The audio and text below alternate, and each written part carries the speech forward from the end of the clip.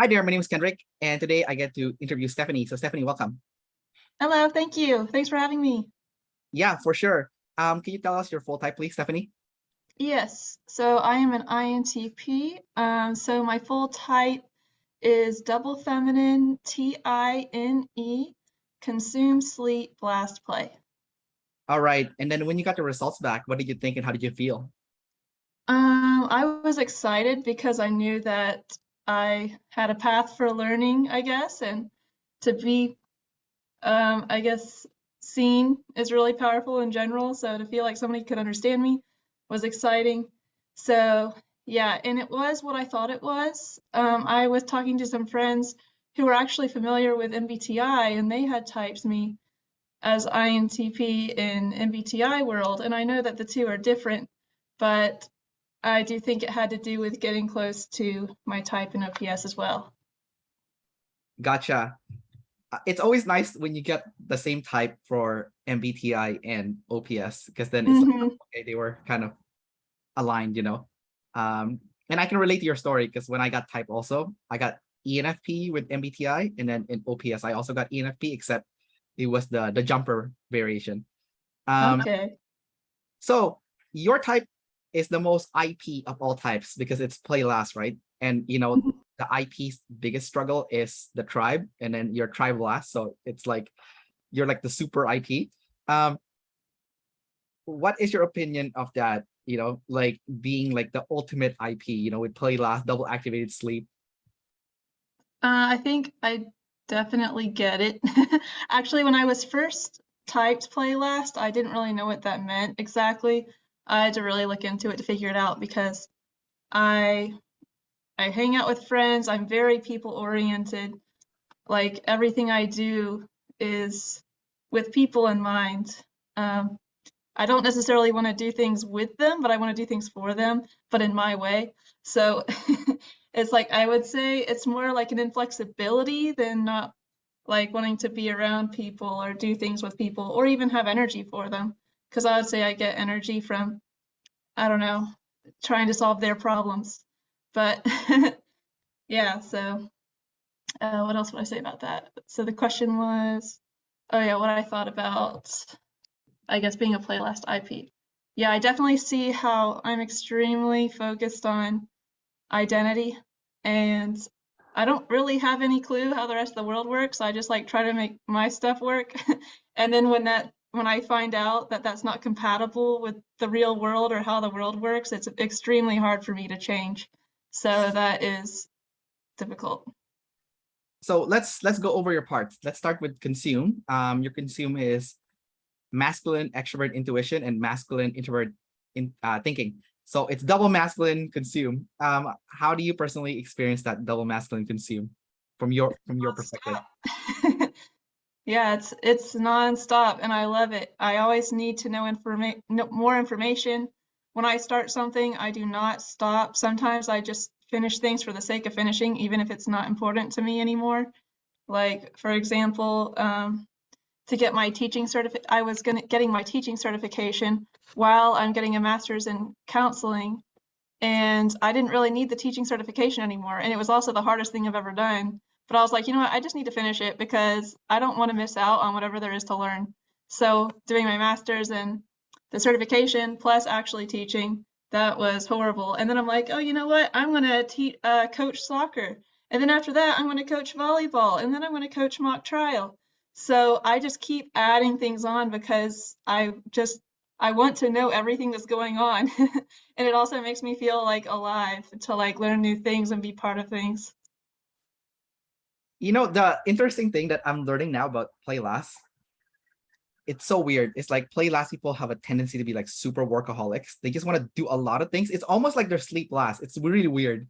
Um, but until I guess you learn about like what you said earlier, when you want to help people, but not necessarily with them, like you want to help them in your own way, but not in like a collaborative way. So it's interesting that you mentioned that earlier. Now I want to go over to your third animal before we go to your second one, which is your blast. Your blast is introvert sensing, it's feminine, and extrovert feeling, it's feminine. So it's double feminine SF blast, and you have it activated, and you said you teach, and you also teach, coach volleyball and stuff. So you do a lot of teaching and stuff, and that also makes you info dominant. So let's start with the double feminine SF blast part first. How do you personally experience that? So I think that's a hard one to differentiate sometimes because my consume reports are very frequent, and so sometimes it's hard for me to distinguish what's blast versus a consume report. And I think my consume reports are basically me talking without getting any feedback and like just keep going. So that's easy to do as a teacher because it's kind of lecture style. So, but it's hard for me to, in the moment, kind of perceive how people are feeling about what I'm saying. It's like if I say something that may be inappropriate, like I'm not really catching the vibes, and I won't find out either. I'm just going to feel good about myself for like the rest of the day until somebody's like, you know what, maybe you shouldn't have said that in that time. And then I'm like, oh no, I probably embarrassed somebody, or I talked about somebody without realizing I was. And then that really hurts. So yeah, but it's like somebody has to actually tell me that I said something that wasn't vibing for me to realize. Right. Well, we'll cover that in a bit. That sounds like it's your play because you're Okay. getting the tribe feedback, not in the present moment. So, I guess you get it later on.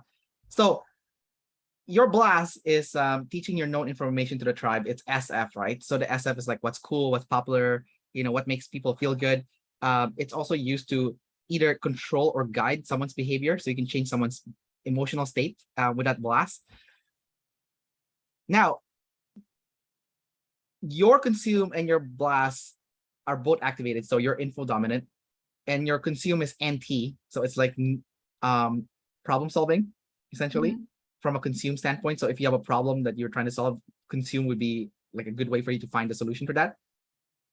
But then I guess the blast is how you would execute that, which is kind of interesting because it's SF, so it's the opposite of NT.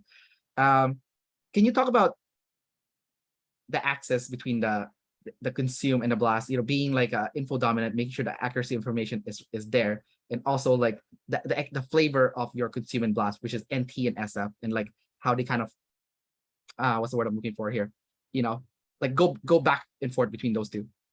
Okay. Yeah, I think I'm getting it. I think though that the way I use SF isn't that cool, but maybe because it's Damon in general. But my consume is very focused on mental health and that kind of stuff. I wanted to be a counselor so that I could like figure out the truth of the world and tell everybody about it. So my consume is very much like, why are we alive? And trying to answer questions like that. And I realized that that wasn't really what I needed to discover. So what I really was trying to discover was like, how can I get people excited to learn about the meaning of life or things like that? And so that was like a way easier access point for me. And I think the way my consume and blast relate is so I consume like lots of research and stuff like that on how the brain works and mental illness and disorders and stuff like that. And then I'm excited to tell the tribe all about it. So like my family and friends, I tell them all about personality. I tell them about the things that I learned in my degree. And basically one reason I love my degree so much is because people want to know about themselves in general. So they're usually just innately excited about the topic. So it's easy to get hype.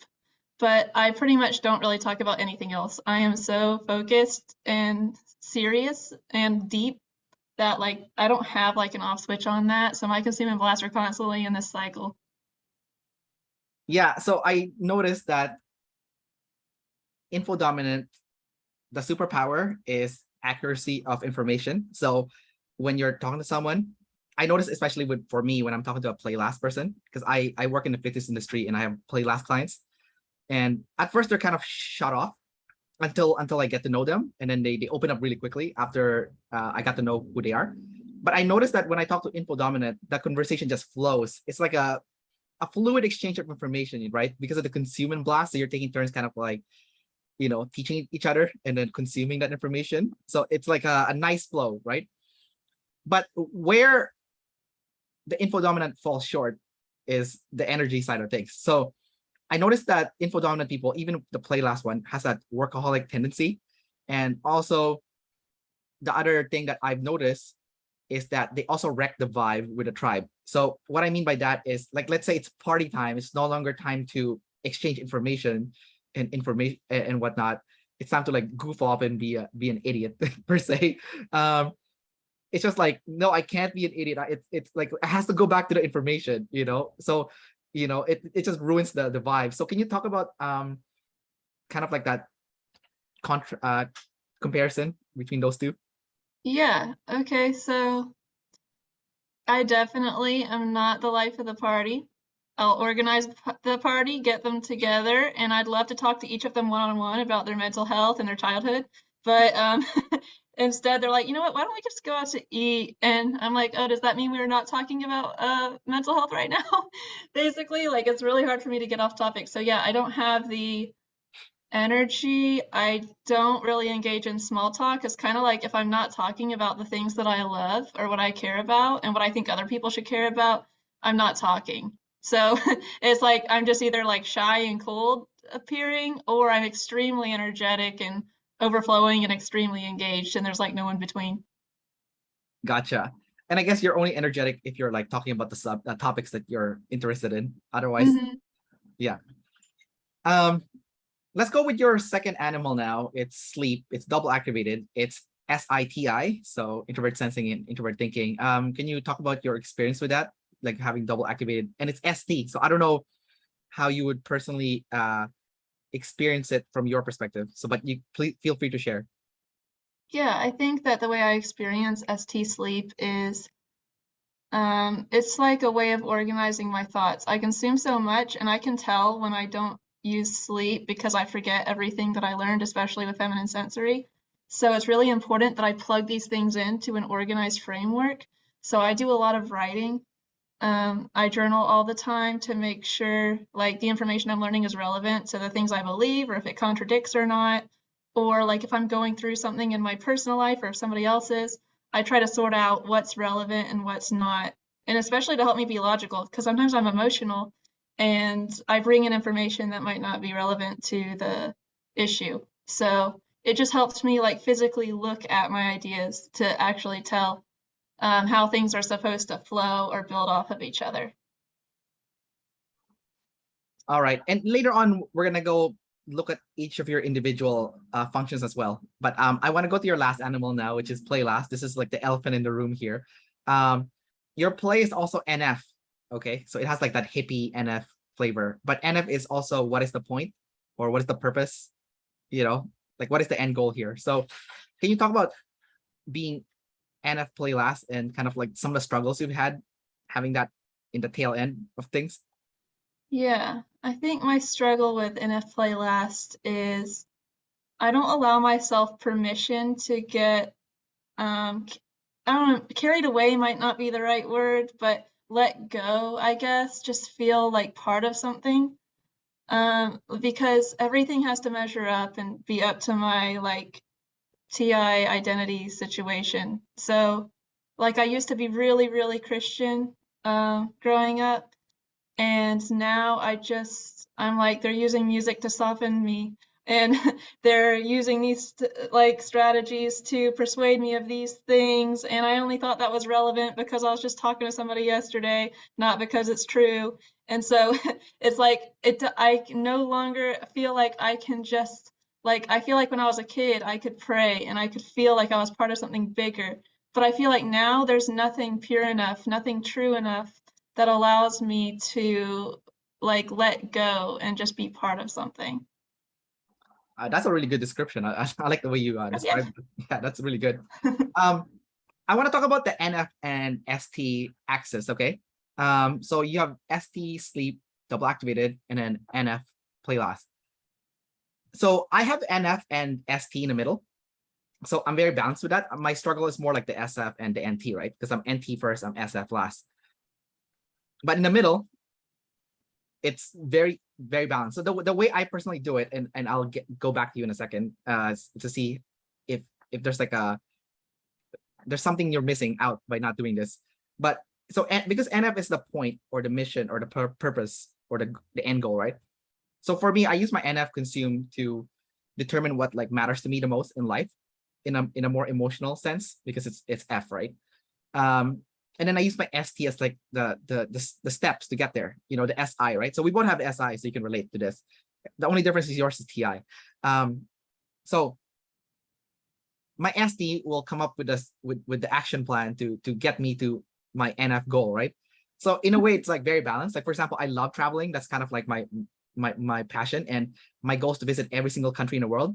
So there's 193 UN recognized countries, and I've been to 96 so far, right? So I am chipping away at my personal mission, my NF mission, and I use my ST to kind of like my ST and my NT. So my ST mostly to like come up with the steps. Okay, how am I going to visit this country this year, and what is the logistics? You know, how do I visit these 3 places, right? And then my NT, I guess, comes up with the problem solving. Like, okay, here are the blocks, the problems. You know, I get time off work. I have to worry about the finances. So I'm like figuring out all this like puzzle pieces, and then the ST is like to finally execute it. And then the end goal is like, yay, I get to do like what I really want, which is like the NF, right? So the NF is the end goal. So for you, you have NF play last, and I'm like, so all the stuff that you're doing, what is the point if you don't have that end goal? And your end goal is tribe related, right? Because mine's consume. So mine is like taking in new experience, right, for myself, right, which is travel, right? I also do interview, which I also enjoy from also an NF standpoint. But your NF is play, so it's something to do with the tribe, right? But it's last. So where do you feel like you're missing out by not having that end goal, NF end goal with the tribe? You know? Yeah, this one's kind of hard to answer just because I have goals, but I think the difference is that they're not personal values. They are my truth goals of like everybody should do this. This isn't my personal wish. This is fact. This is good for you. So basically through counseling, it's my method of wanting people to be truer to themselves and to I guess like overcome mental health issues. So that is my like goal for people. But as far as my personal goals, it's like, well, I don't really ask myself how comfortable is it to do that. Like how I said, like with like teaching in the program in my master's and coaching, it's like I love doing that, but I don't ask myself, is this comfortable? Like if anybody talked to me during that span of time, I was upset, I was angsty, I was like, I'm going to bed.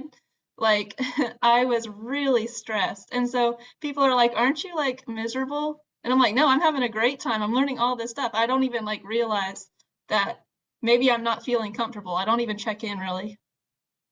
I see. What about connecting with the tribe in a more like meaningful way? Is that something that you're missing out? I think that is my life goal process because what I realized like growing up, I've always been like trying to help people with their issues. But when I was, my first boyfriend committed suicide when we, like sometime after we graduated college. I wasn't really talking to him anymore or anything. But I realized like I didn't have any regrets because I always cared about his mental health and I knew it was an issue. But I realized like people don't just need answers, they need you to speak their language. Like people aren't always receptive to just information. So by training and counseling, I'm kind of learning like the ST skills of appealing to somebody. Like for example, repeating back things that they say so that they feel more heard, or mentioning, oh, you look tense right now to validate their feelings, and trying not to go too far, like not 2 steps ahead in the answer, but maybe just 1 step so that they're comfortable reaching without feeling overwhelmed or like you're preaching to them. So I'm kind of learning the ST of like how to like talk to somebody in a way where they're not threatened and they feel like this is for them and not for me. First off, sorry to hear that about the boyfriend. When it comes to the NF though, do you feel like you can read the vibe of the room or the person if you put a lot of energy and effort into it? Like if you focus on that as opposed to the TI, do you think you can kind of see like the vibe because like if you're doing counseling, for example, like you would see their emotional state. If you really focus on that as opposed to going inwards, right? Do you feel like is that something you're able to do? I think it's something I'm able to do just because I read enough books about it, not because it's an innate skill. It's more like, okay, this is what a panic response looks like. This is like the body language of somebody who's feeling a lot of stress. So I'm trying to be sensitive to that because I realize you can't just say, oh, you should take 5-second breaths like all the time. Like sometimes they're just like, let me feel. So yeah, I wouldn't say it's innate, but it's something I'm practicing. So something you said earlier kind of made me wonder. You said that you're trying to get people to find their own truths, right? But what if they don't have TI? Like they're FI, so they don't have their truth. They don't care. It's like what they like, what they don't like, their own personal values. How would you? And since you were studying OPS, you now know that there's different kind of individuals. So obviously, that strategy that you're mentioning would be really good for someone that is demon TI and they don't know their TI, and obviously you guiding them to their TI. But what if they have FI? So how would you approach that? Because it's different, right? It's not. Yeah, you're right. It's definitely different. Both my husband and my best friend have FI, and sometimes I feel like they don't have enough like reasons for what they do. I'm just like, yeah, but why though? And they're just like, they don't need to know why. Like Yeah, they just exactly. want to do that. So I guess my truth has to include that, or the truth that I want to like show people. So it's more like giving people the tools rather than the destination and just focusing on separating those two when I speak to people. Yeah, because I mean, personally, I can stack truths and I can stack reasons, but that won't motivate me to do the right thing, Hmm. because I have FI, right? So Yeah. my motivation doesn't come from the logic. And Hmm. I think Jordan Peterson nailed it on the head. I don't know if you read his book, 12 Rules for Life, but Some of it actually, but not all of it. yeah, so he was talking about motivation in the book, and he said that motivation is something that is not logical, and whatever it is that motivates you, even if it's weird or like really far out there, just tap into it. Who cares? That's kind of like his thought process on that, and I really resonated with that. So I thought that was really good. But I don't know what your take is on that. Like if you're dealing with someone that's more on the emotional side, or maybe they don't have TI, like they Hmm. are not motivated by stacking truths and reasons. Yeah, that motivation really does blow my mind. I'm like, you just like things for no reason or without any context, or I don't know. And it's not like they don't have context, but to me, I'm just like, I guess what is weird to me is why do you believe something that you don't want to tell everybody else to do? It's like if you found something good, don't you want to share it kind of thing? But I guess it's because they believe that the other person won't receive it the same way they will. Like it's just that personal.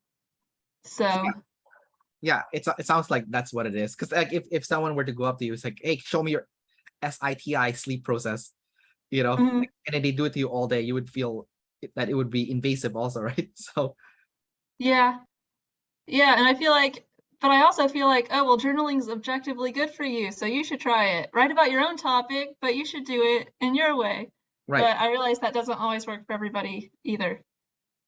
So, I think maybe that's more like the sexual modalities, maybe.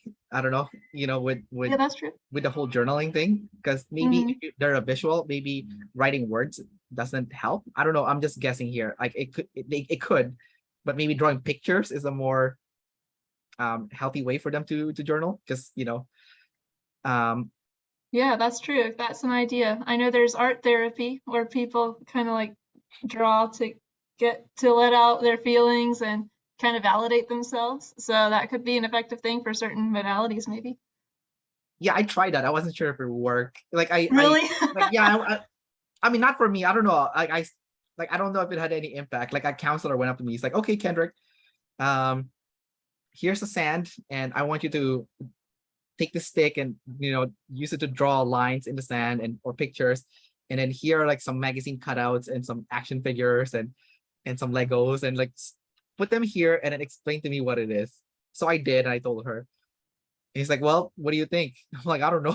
like, I'm like, I kind of knew this already, though. Like, I didn't need to do this on the sand. Like, I knew this already. Hmm. That's funny. Yeah. So, like even right now, I'm like, I look back to that, I'm like, I don't know if that did anything, like, Hmm. but maybe if you're visual, that is something that is more powerful, because I'm very auditory, right? So for me, things that I hear is more powerful. So, to each their Hmm. own. Yeah. Yeah, that's true. More research needs to be done on this. So since we're talking about sexual modalities, I want to ask you about being tester and visual. So tester is correlated with smell, and smell is obviously taste, right? So can you talk about being sensitive to smell and taste? And it's also SI, so it's different from the SE people. I find that people with SI, they have like their favorite sense as opposed to like want to try all the sense. Hmm. What is your personal experience with uh, Yes. with smell? I guess smell and taste. It is definitely true that I'm sensitive to smell. I do not like going to the city at all because it smells like smog and I feel like I can't breathe. Or more so, I refuse to breathe in what they're telling me to breathe in. I'm like, how dare you tell me what to breathe? So I feel offended by that and I'm just like, I need to get out of here and have some autonomy. So yeah, I really like smelling nature, so I think that's a big reason why I like to go out for walks in nature. And I can also smell when things aren't like clean, like the laundry or like bed sheets, and I'm like, this has to be fixed right now. So it is kind of a tidal wave thing because my SI is third and I don't want to deal with things. So usually I get irritated for like a day or two, and then I'm like, okay, I really need to do this because like I can't even focus on my work because it's bothering me. So yeah, definitely sensitive to smell. Also a foodie, so I love trying new restaurants and stuff and new foods. I'm always trying new things when it comes to food and stuff like that. So yeah, that's definitely an interest I have. So they have a saying, right, for EP, it's like, don't control me, bro. But for you, it's like, hey, don't tell me what to smell, bro. Yeah, don't tell me what to smell, bro. Yeah, that's you. That's right. Um, let's go. Next is your visual. So how do you personally experience that visual? I basically only remember what I read. I feel like I can't remember anything that I hear. Even if it's a powerful speech, I might feel fluctuating emotion depending on what I think is true and if it resonates. But it's almost like that truth had to be in me already for me to attach it to something verbal. So would have had to read it or write it first in order for something verbal to connect with me. Got it. Let's go over your functions now. Let's start with masculine introverted thinking. So you are double activated introverted thinking, and it's masculine. It seems like you abuse this function also based on our conversation. What is your opinion of your masculine introverted thinking? Like, do you think it's useful? Do you think you like it? Is there like a part of it that you wish you would soften? Like, what is your opinion of that? I love it. The only sad thing is when I'm too intense for the people around me, or if I accidentally hurt them because of my intensity. But I really love my TI. I have so much, although I'm only saying that because I'm in a good spot right now.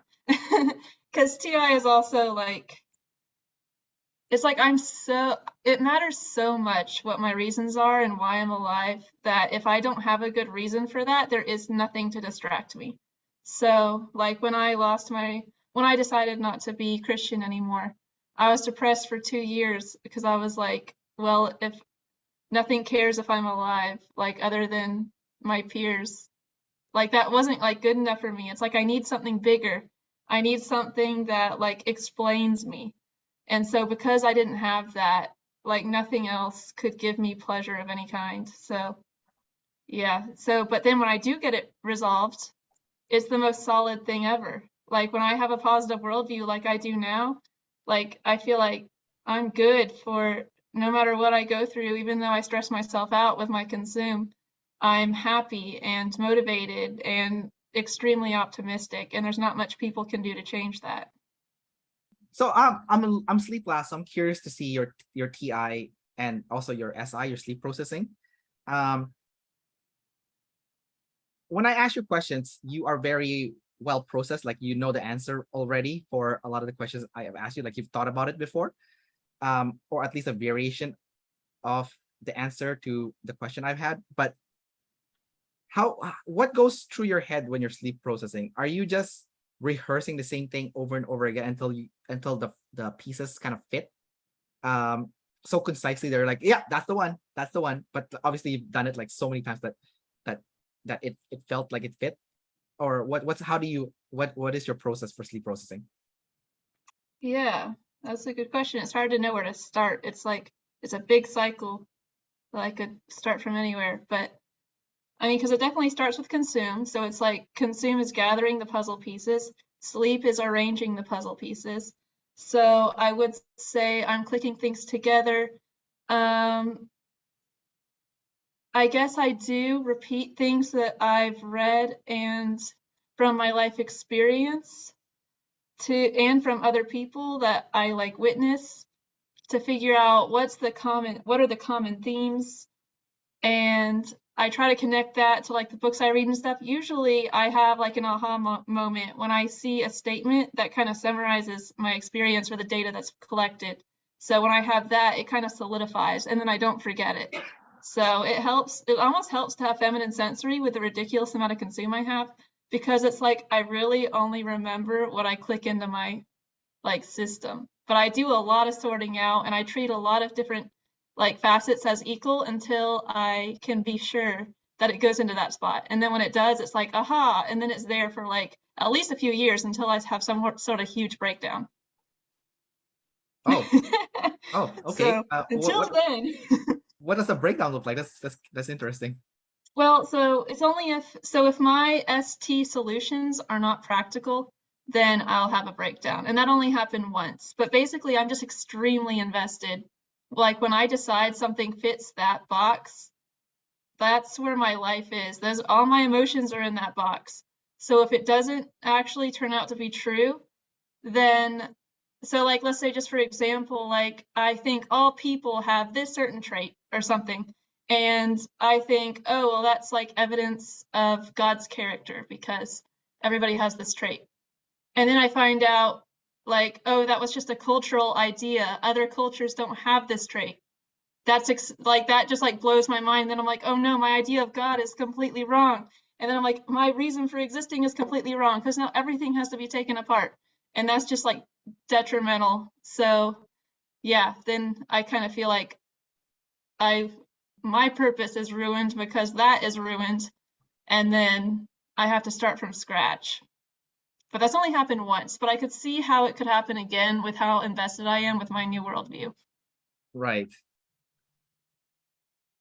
It's interesting that you are stacking things internally, but the external stacking might not be there, because there's also I find like as a lead double activated play, there is stacking in the external world as well. Like I've had the same group of friends since I was 13 years old, and I'm like 38 now. So like what's that, 25 years? Something like that. Mm-hmm. So and we've built the building blocks of that friendship through just good and bad times, actually. So it's not just the good times but also the bad times, because like we've had falling out like over the years, and then we've managed to pick up the pieces and rebuild again.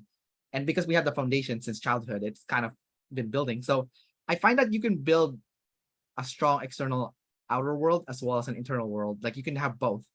So I will ask you about that, and then we'll go back to sleep. So do you feel like you also build that kind of building blocks with your relationships in your external life, like with family and friends, or is that something that you've kind of not prioritized as much?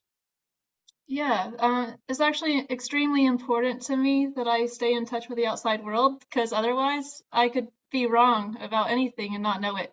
It's extremely important to me to be tested, like to take test runs to see if my ideas or things can actually help people. And I have the same example that I also have friends since childhood. But also, and I don't know if this is the same for you or not, people who threatened my maybe not threatened, but I felt had different values from me. Like, let's say they define friendship differently, or like, for example, I had a childhood friend that was like, I'll do anything for a friend. And I said, I'll do anything that helps a friend. I'm not what they want, but what they need. And because of that difference, I was like, it doesn't make sense for us to be friends because we will betray each other in our perspectives. We think we can't trust each other only because we have different values, and that's fair. It's like I honor that, but also that's gonna like it's not worth it. So I do have extremely long-term friends, but they were filtered out. So yeah, so I've got like, I guess like 6 friends that I've had since middle school and high school. So yeah, and I'm not really too interested. Like I love people, but it's like I invest so much in those friends that I like probably wouldn't have much time or energy for more people. Got it. I find that very interesting with the IPs and the EJs. It's like very black and white when it comes to relationship. It's like, yes, those are the friends I've filtered out that are good, are filtered in as good, and then there's the rest are bad, right? Because for me, as like a double decider, I see it more of a, it's more like a spectrum or a dial, like like a light dial where you can brighten or dim the light. So for me, it's like, yeah, I have some really good friends. I can see them every week if I wanted, because I like them. My FI is the one that makes a decision, right? So, and then I have friends that I'll only see like once a year because maybe they're boring, but I still like them. So I'll see them once a year, enough to like connect, but not enough to get bored if I keep seeing them, you know. Or maybe they're toxic. If I see them too much, they're toxic. But in small doses, they're good. So for me, it's like a spectrum. Like I never see people as like, oh, bad or good. For me, it's like, oh yeah, this person is like my friend to talk about video game, talk about business, or this friend is to play video games with. Like there's nothing serious about this friend. This friend is purely to be an idiot. Like when we hang out, we're idiots. We don't. There's nothing serious, no serious conversation at all, right? So for me, it's like I put people in categories as opposed to like black and white. It's like there's several buckets as opposed to like two bucket. Yeah, Bad, that bad, good. definitely makes. Oh, sorry, I didn't mean to interrupt. Yeah, But go it ahead. definitely makes a lot of sense. I do think it's because of play last that I don't have many buckets because it's like if I'm not talking about this, what else am I gonna do? Like maybe that person would be really fun to like go get drinks with, but the whole point of me getting drinks is to talk about personality. So Yeah. like I'm not flexible enough like to utilize people in their full spectrum. Well, I mean, I feel like the beauty of personality is you can use it without them knowing that you're using it. So it's That's true like, too, just yeah, to because observe. yeah, just to observe, because you'll be like, if I say this, I wonder how they'll react. It's That's like, true too. yeah, so they don't need to know. So for them, it's just like an innocent conversation, but for you, you're doing your anti-experimentation, right? You're like, Yeah, that's true. yeah. So in a way, that's like a good way to be able to hang out with anybody, because like even if the person's being unpleasant, right? You're like, but when it becomes a science experiment, it doesn't matter if they're unpleasant or not. For you, it's like, okay. So if I say this to Hmm. this unpleasant person, will they react this way? If I try this, will it have a different end result? And then now it becomes fun for yourself, right? You know? Yeah, then in that case, I wonder if what stops me is if I was doing that, I wouldn't be present. Like it would be like a sacrifice to people understanding me. And I think that matters to me too. So I wonder if like you're more like playful, like, oh, people don't need to understand me to be with me. Whereas for me, I'm like, no, this is needs to be like, I don't know, like I need to express myself also. Oh, okay, because you're an IP, so it's about you. For me, Right. Yep, in the end. yeah, because I'm an EP EJ, right? Like so, Mhm. for me, I don't need, if I don't like you, I don't need you to know me. I don't care. Uh-huh. I really don't care. You're my science experiment. But if I like you, then of course I want you to get to know me, and and I want it to be like a back and forth thing. So Hmm. I think that's like the difference. So Yeah, so maybe the problem here is the ego then, because like it could be. TI supposedly have like one of the biggest egos, right? So I believe it. I'm pretty dang confident. can you talk about like having like a big ego? Yeah. I think let's see. There's a few ways it shows up. I don't really like put much efficacy in like people's ideas unless I know they consume as much as me, which doesn't happen very often. So I'm pretty much never changed by what somebody else says, unless it's like somebody who's well known for specializing in those things.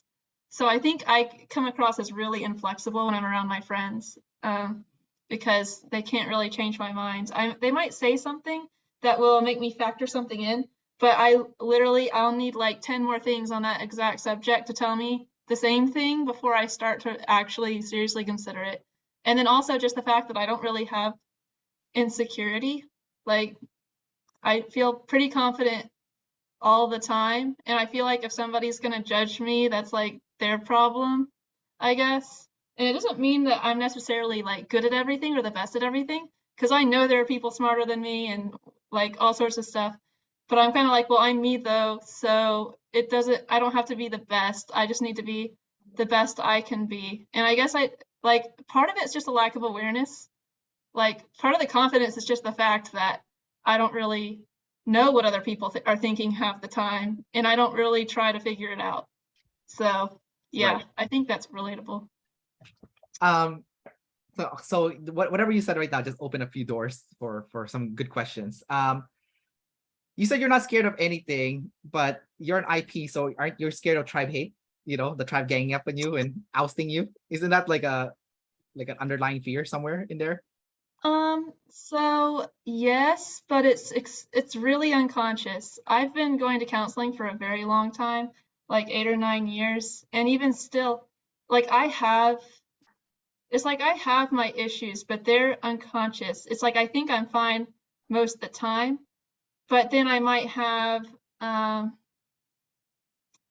like like when I was religious, I felt a lot of shame just for like not being perfect.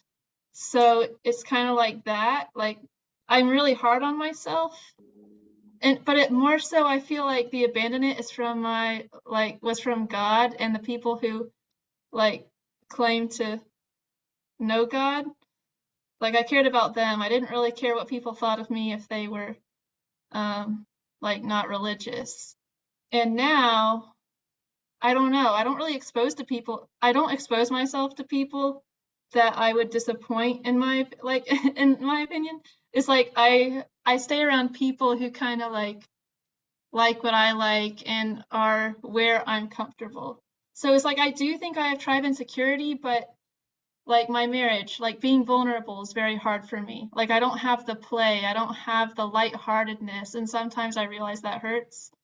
And so I don't want to be abandoned. So I am terrified of being abandoned, but at the same time I'm like, well, I only think about changing if I understand why, because even abandonment feels like, oh, that's a personal value, not a truth. If you need to be abandoned because of your truth, that's just how it goes. So it's complicated, but I definitely think it's there, but it's just it comes out more neurotically than it does like in my actual thoughts. Got it. Um, the other thing that you said is that you don't take people seriously unless they consume as much as you. But what if the person maybe has not consumed as much as you, but they have blasted 10 times more than you and they have so much real life experience, like and real life raw data from real life feedback as a result of like extreme blast? Do you take that seriously then? Or is that still something that you would not respect? Oh, I would definitely respect that. I think I'm not around it enough. I'm kind of in my own like tiny world, like so I'm not exposed to a lot of people that I think that I would really like be like, whoa, you could teach me so much, and I need to get out there more and find these people because I'm extremely interested. Got it. I see. So you want to be associated with people who are like high performers also, just in Hmm. their own realm. Um, okay. What's interesting about what you said earlier is you said that you think there's people smarter than you and you don't care to be the best. You just want to be your best self. I think that's the biggest difference between a TI-SI versus a TI-SE, you know, because the SE people, they have the spectrum. They're trying to compare themselves to other people. So they, you know, a lot of like ISTPs, for example, they're really good at sports because they have to be the best. They have to Hmm. beat everyone, right? But it seems like a TI-SI, they don't care as much. Like even with a simple as like a smell, like you have your favorite scents, right? You don't need to try all the scents. You just need to have the best sense, right? For yourself. So what's your take on that? Like being competitive with others versus like being competitive with yourself, you know? Hmm. Yeah, I guess it's like I've come to terms with the fact, like I know I'm not going to be the best. And if I set goals that are too high, I'm just going to disappoint myself all the time. I think that's part of the reason I have such high self-esteem is because I set reasonable goals for the most part. I think the only time I set unreasonable goals is morally, and that's like a whole issue, and that's why I go to counseling. And that's where my neuroticism comes out when I feel like I fail at those things. But I feel like in actual ST reality, it's like I know I'm not like I've played soccer most of my life. I know I'm not going to be the best soccer player, but I'm not going to be the worst, and I'm going to do my best, and I'm going to feel satisfied if I do something good. So Yeah. Did I answer the question?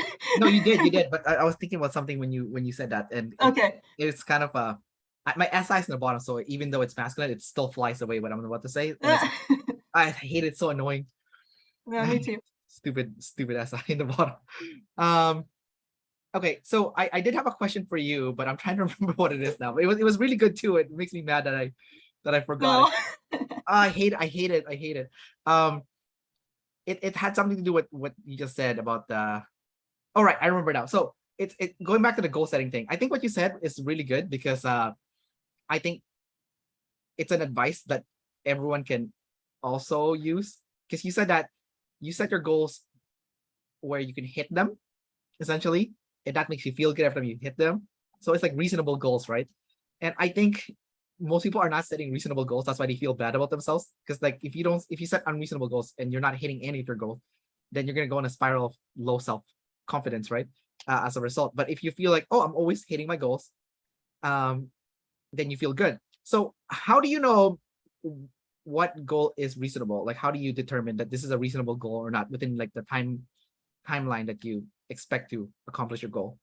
Yeah, I think it's because I self-reference and I don't really look at others to decide what success looks like. Like if I'm running, um, my goal is to run faster. So when I first started running, my only goal was to not quit for 1 mile. And then I was like, okay, don't quit for 2 miles. Don't quit for 3 miles. I didn't care if it took me like a bajillion years. I was just like, don't stop running. And then after it felt easy and comfortable, when I feel like I have energy for the next step, I'm like, okay, now I'm going to do 3 miles in under 30 minutes. And if I can't do that and I'm at 32, it's like, well, that's okay. That was my first time. So now my next goal is to do anything that's under that. And so basically, I'm feeling for my own energy levels because it's almost like trusting my consume to like keep going. It's like, okay, I know myself and I know that I have forward momentum. So as long as I keep making goals, I will build off of them. It doesn't matter what kind of increments they are in.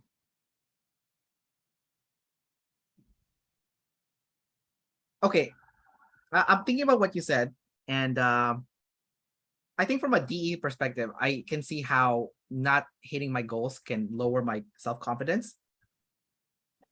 But the thing that I was thinking about is this sounds really good from like a play last standpoint, but you're married, right? So Hmm.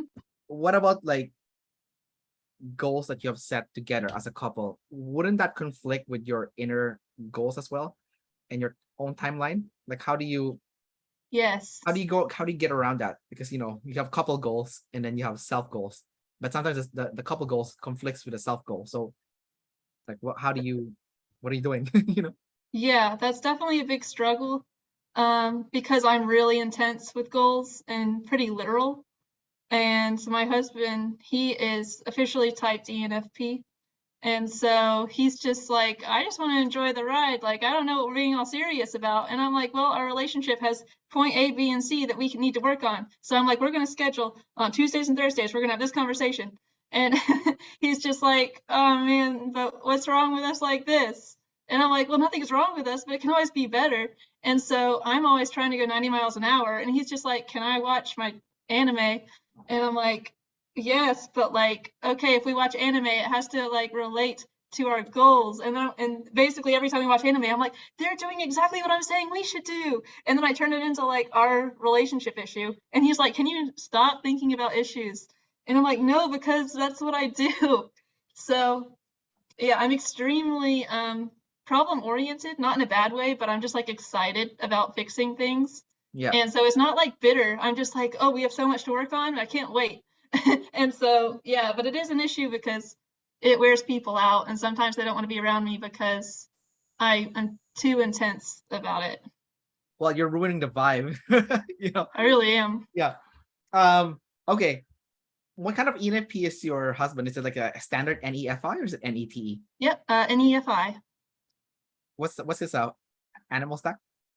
Consume, play, sleep, blast. Oh, geez. Okay, so I can see. Okay, so I can see how you guys end up together because he's lead NF and you're NF Mhm. plus.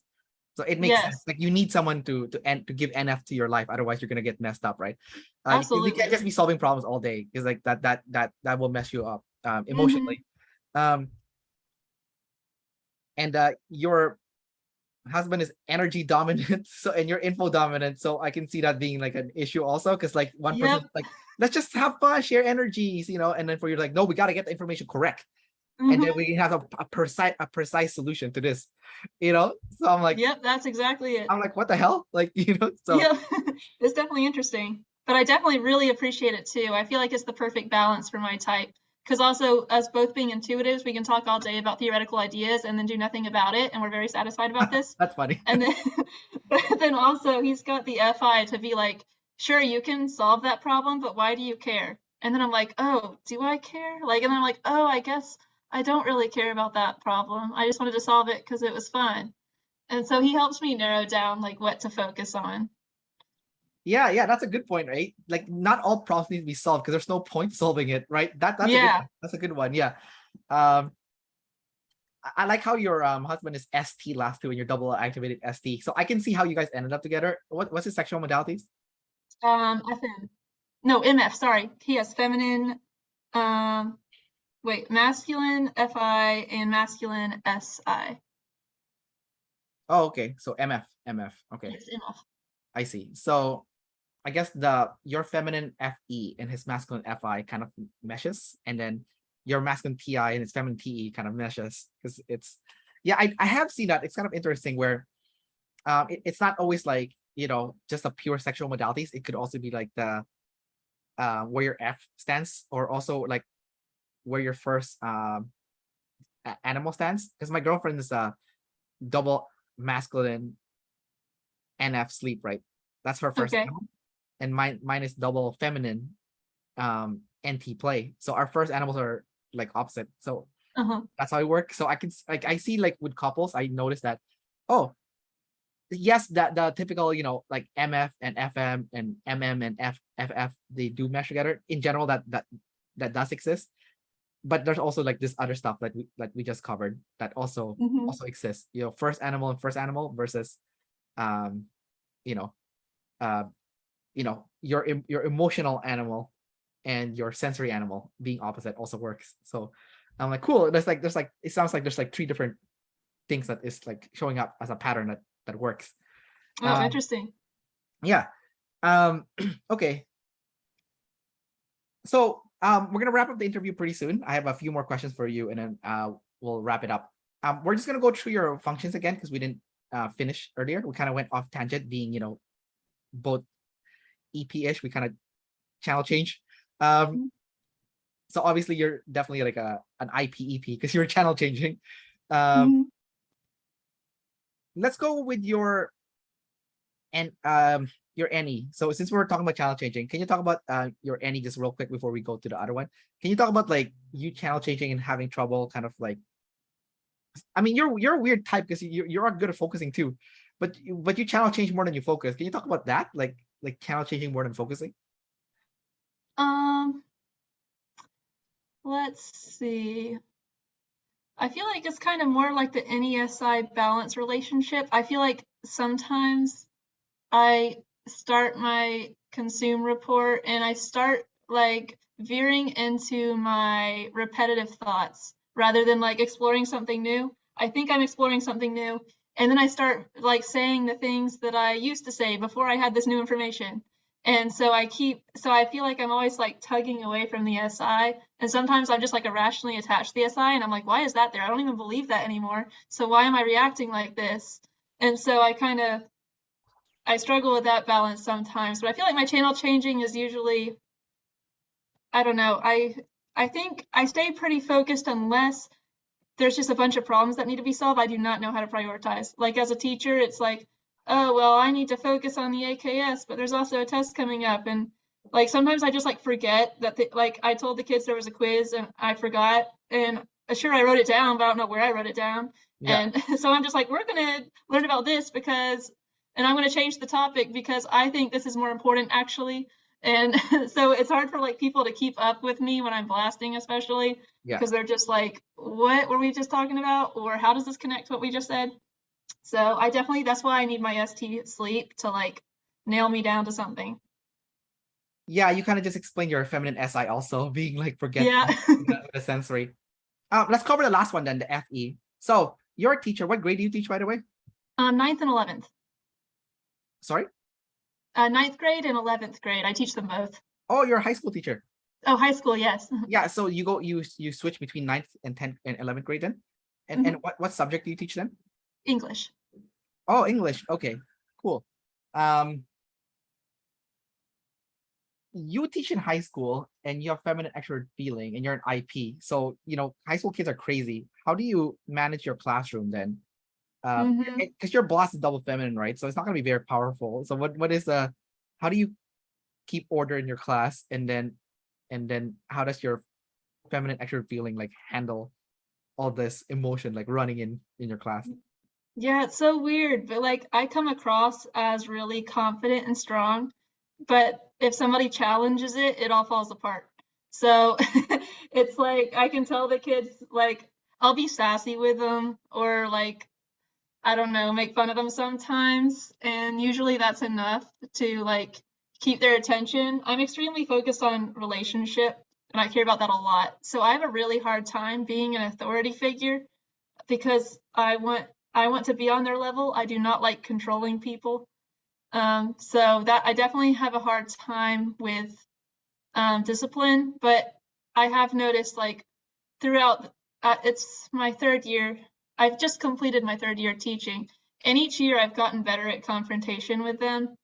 I didn't want to at all at first, and now I start to. It's like I had to have that much repetition to realize what was reasonable behavior and what wasn't, because sometimes the line isn't clear, and sometimes it's just the teacher's personality that determines where the line is.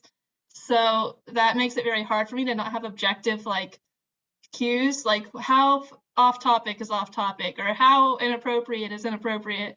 And so I will debate that so much that I don't enforce things as much as I should. So yeah, that was the hardest thing was managing the classroom. But when I have good relationships, like with the honors kids, they're so easy because they value your relationship. So if I'm just like, hey, please don't do that again, then we're good. So because it's weird because I'll be confrontational, but I also don't really care that much if it's not about like, I don't know, like if I don't agree with it, I don't care. Like with cussing, I'm like, I don't know why we care. Like you guys are gonna cuss out of the classroom and I don't care enough to like filter it. So, I think that's a good thing actually, because like it's like what you said, like who cares about swearing? People are gonna do it anyways. Like what's the point? mhm, Like I think that's more like an EJ thing, like the top extrovert feeling ones. They're like, oh, mhm. you have to behave a certain way, and then from a realistic standpoint, like kids are gonna swear, it doesn't matter, it's not gonna change anything. Like I know so they're like, we're preparing the kids for the workplace, and I'm like, well, what workplace doesn't swear also? yeah, exactly. So, Yeah, that's true, right? That's true. And I think nowadays it's not as big of a deal also with like the whole swearing mhm, thing. I think maybe back in the days it was, but like um I think even in job interviews, like the interviewer could sometimes swear now too. So it's not like it's like a big deal. And I yeah, think I think most people have common sense not to go crazy at it when you go to work, right? So mhm, yeah. All yeah. right. And do you find that it's harder to manage your class for the younger class, like the grade 9 versus the grade 11, or is it about the same? Like what's your experience been like? Grade 9 is definitely harder because they aren't fully developed and it's very obvious. So you can't just have a conversation with them to make something stop. Like you can't be like, well, if you do this, you're going to fail the class, like or if you aren't focusing, you're going to fail. They don't care. Like they have no concept of like step-by-step process that results in a result. Whereas 11th graders usually they don't have the energy to like care. Like usually their problem is waking them up, but the ninth graders, it's like sit in your seat, so it's definitely a difference. And I feel like ninth graders need somebody to physically hold them down, whereas Yeah. 11th graders need like some sort of like concert to like wake them up. I don't know. Oh, you need like a coffee or something. Like Yeah, they need something like that's funny. I guess like when you're older in your high school, you're like, I lost all hope for school. I don't care anymore. I'm just gonna like Yeah, just pretty much. They're like, I'll pass some way somehow. Like yeah, nobody wants to fail me. yeah. So That's kind of depressing too. It's like the 11th seems like they're more in despair, while like the ninth's full of energy. But yeah. somewhere along their lines, maybe somewhere in grade 10 or something, someone snuffed the enthusiasm out of them. That's kind of that's kind of Yeah, interesting. seriously, it's so depressing. I'm like, guys, what happened to you? Like, Yeah, and some of them I've taught like in ninth grade, so I'm like, whoa, like something made you depressed in these past 2 years. Like, yeah. That's I so don't know what. it's actually nice though that you do that, because then you see them grade 9 and see them at 11, right? And you're like, what the hell happened? I Like, know. you know, I'm like, guys, see your counselors. Like, yeah, yeah. Well, do you feel concerned about them when you see this kind of stuff happen? Like, do you feel genuine definitely. concern? Yeah, Yep, that was a huge motivation for me. Trying to be a counselor was I just felt like it was. I was like, why am I teaching grammar when people aren't eating breakfast or when they're going home to drug addicted parents? yeah, I was like, they have so much going on where this feels so petty in comparison, but I have right. to pretend like I'm not noticing and try to force like a hierarchy of needs that they can't even access.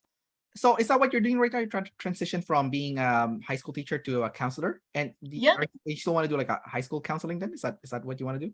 No, I want to do so I want to do private practice counseling. I love kids and all, but I struggle with, like I said, I really care about relationship, and when people aren't like at their full development, it's hard to talk to them. And I think part of it is because of the ego thing of like them understanding me too. Like I want somebody to have an understanding. I'm not trying to hurt you, or or like I want them to be there because they want to be there, not because somebody forced them to be there, because I don't want to be the bad guy. So for that to happen, it needs to be an adult who voluntarily paid for this service rather than a kid who was forced to come in. So I don't want that role again. I don't want to be responsible and have to force engagement. That's interesting that you say that, because when I was in high school, I had a classmate like from grade 8 to 11. He was like the biggest troublemaker guy. Like he did everything, like anything bad you can think of, he's probably done. Like sold drugs, assaulted other kids, like anything bad that you can think of, he's probably done already. Um, and then one day there was like a teacher, like a marketing teacher, who like gave him a good grade, and he's like, "Why did you give me a good grade?" He's like, "Because you did a good job."